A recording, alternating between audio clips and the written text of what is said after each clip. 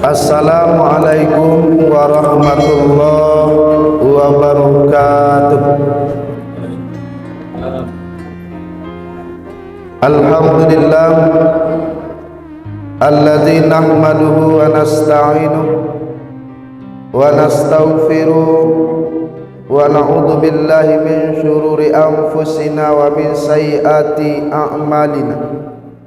May yahdihillahu fala mudhillalah wa may yudlil fala hadiyalah.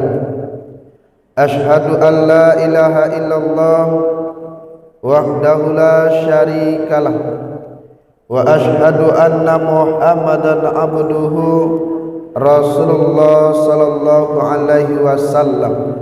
La nabiyya ba'da amma ba'd. Faqala Allah ta'ala fil Qur'anil Karim, a'udzu billahi minasy syaithanir rajim. Bismillahirrahmanirrahim. Ya ayyuhalladzina amanu ista'inu bis-sabri was-shalah innallaha ma'as-sabirin. Shadaqallahul azim.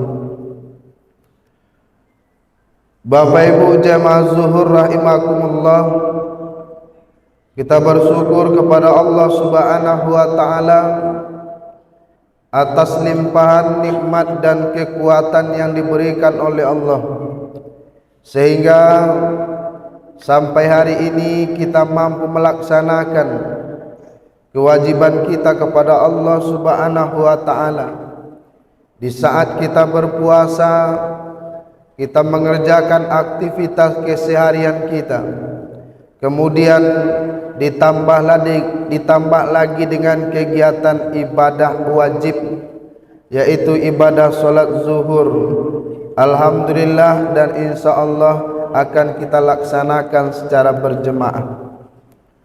Salam beriringan salam kita hadiahkan buat junjungan kita, yakni Nabi Muhammad sallallahu alaihi wasallam, dengan antaran kata Allahumma salli ala Muhammad wa ala ali Muhammad. Bapak-bapak, saudara kaum muslimin jemaah zuhur rahimakumullah, alhamdulillah, hari ini kita masuk kepada hari ke-10 kita menjalankan ibadah puasa. Ada catatan yang perlu kita garis bawahi. Di saat kita menjalankan ibadah puasa, ada peringatan Rasulullah, ada pesan Rasulullah yang perlu kita waspadai. Apa kata Rasul?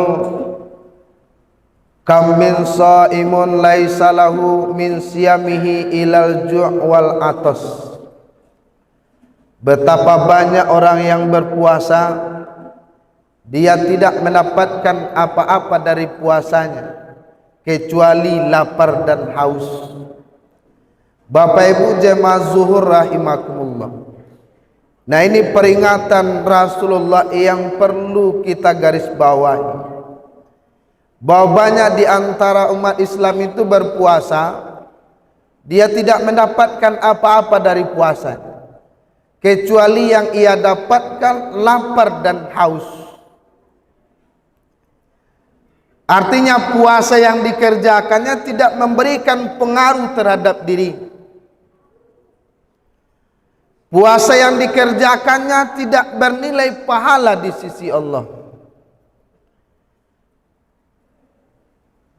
Maka seharusnya ibadah yang kita kerjakan, ibadah puasa yang kita laksanakan itu, di samping kita mendapatkan pahala di sisi Allah, ibadah puasa itu memberikan pengaruh, memberikan perubahan yang positif terhadap diri yang berpuasa. Salah satu perubahannya itu, sesungguhnya puasa itu mendidik kita menjadi orang yang sabar.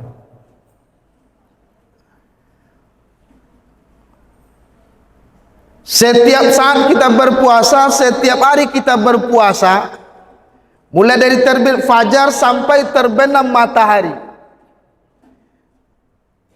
Kalau kita perhatikan melalui ibadah puasa ini, sesungguhnya Allah sedang mendidik kita menjadi orang yang sabar. Sabar menunggu waktu berbuka.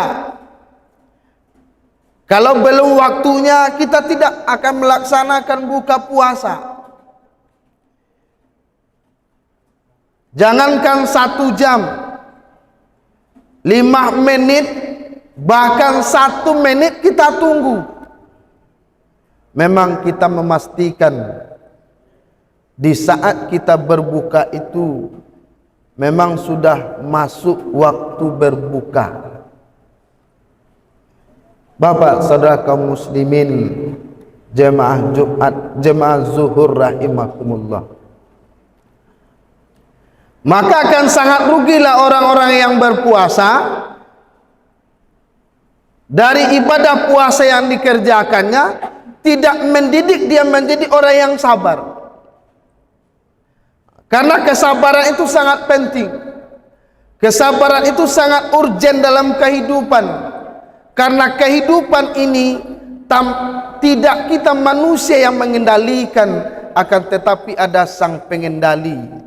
Kita dibutuhkan menerima ketika hidup tidak sesuai dengan keinginan kita, ketika hidup tidak sesuai dengan perasaan kita. Di saat itu dibutuhkan sifat sabar dalam kehidupan. Dan di dalam kehidupan ini, antara musibah dengan nikmat itu dia saling silih berganti. Tidak ada kita ini selamanya mendapat musibah. Yang mendapat musibah hari ini nanti akan mendapatkan nikmat. Yang mendapatkan nikmat hari siap-siap, siapkan diri, suatu saat akan mendapatkan musibah. Maka ketika kita mendapatkan musibah, dibutuhkan sifat sabar dalam kehidupan. Bapak saudara kaum muslimin, jemaah zuhur rahimakumullah. Maka melalui ibadah puasa ini, di samping tujuan kita mendapatkan pahala di sisi Allah, maka jadikanlah ibadah puasa ini dalam rangka mendidik kita menjadi orang yang sabar. Bisa jadi sebelum kita berpuasa, sebelum kita memasuki Ramadan, kita termasuk pribadi yang tidak sabar.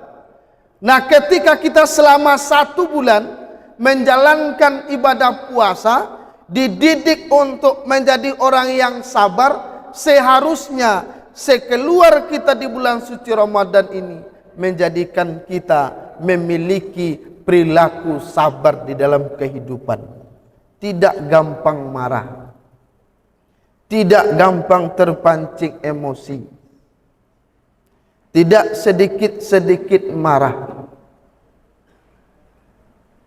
Tapi bagaimana setiap kehidupan yang kita jalani, yang tidak kita senangi, yang tidak kita inginkan, itu kita terima dengan lapang dada.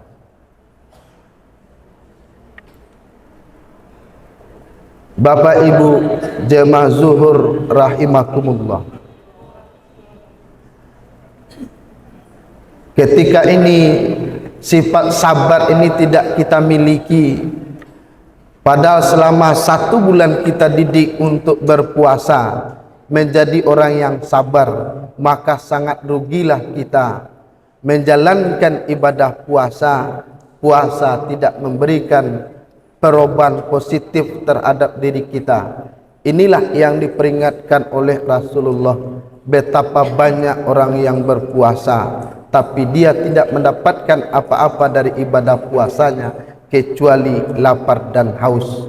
Mudah-mudahan kita termasuk orang yang mampu dan menjadikan ibadah puasa mendidik kesabaran kita di dalam kehidupan kita sehari-hari. Terima kasih, semoga ada manfaatnya. Wabillahi taufik wal hidayah. Assalamualaikum warahmatullahi wabarakatuh.